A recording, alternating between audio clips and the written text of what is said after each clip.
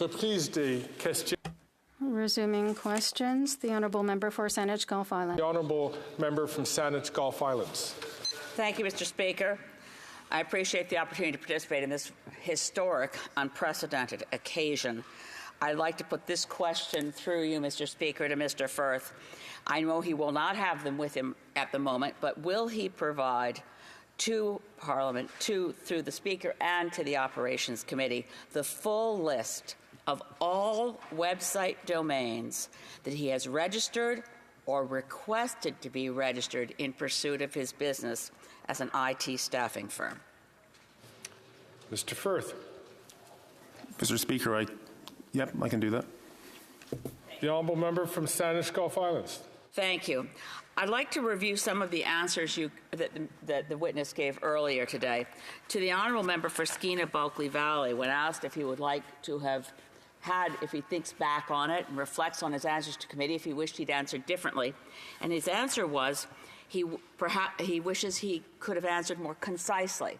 I'd like to put it to the witness, through you, Mr. Speaker, that no one has accused him of answers that were verbose. He's been accused of and found to have answered in ways that were evasive and dishonest. Would he like to amend his answer to say he wishes he had answered honestly in the first instance? Mr. Firth.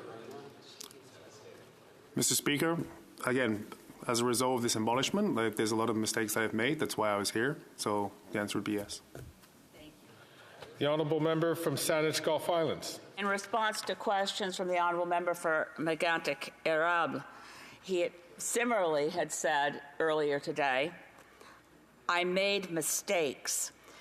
Is it correct to say that when the witness says, I made mistakes, he is acknowledging that he behaved in ways that amounted to a contempt of Parliament by being deliberately misleading, evasive, and dishonest? And I would also suggest that most Canadians would not consider these to be mistakes, but deliberate efforts to mislead Parliament. Mr. Firth. Mr. Speaker, they were mistakes. I have a lot of respect for this, and this was not deliberately misleading. The Honourable Member from Saanich Gulf Islands. I'd like, Mr. Speaker, in the last few moments that we have here with the witness, I'm trying to put myself in the position of a Canadian watching this on television and wondering, how could this happen?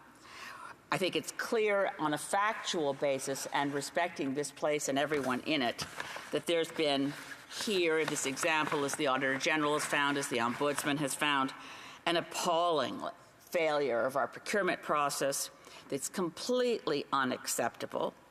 And the individuals involved in GC strategies, particularly Mr. Firth and his partner, have benefited personally from what can best be described as extremely dodgy business practices. I'd like to ask on behalf of the people of Canada and it's an obvious question, I'm not suggesting there is an answer, but I'd like to ask Mr. Firth, is he a member of any political party? Does he donate to any particular party? Has he been involved in currying favor with any party or political parties in this country? Mr. Firth. Mr. Speaker, no, I have not. The Honourable Member from Saanich Gulf Islands. Thank you. I'm pursuing evidence that you gave to the Government Operations Committee on October 20th. It's a very interesting skill set which you have, which the witness has to obtain these various contracts. Mr. Firth said that between, quote, my business partner Darren and me, we have 30 years of experience dealing with IT companies, or whether dealing with independent consultants, or we have the luxury of dealing with true subject matter firms. We build a network in which we know the people. Is it the case, to ask the witness, that the business experience, which gained him millions of dollars in personal benefit, amount to having an extensive Rolodex of people in the Ottawa area whom he entertains? Mr. Firth.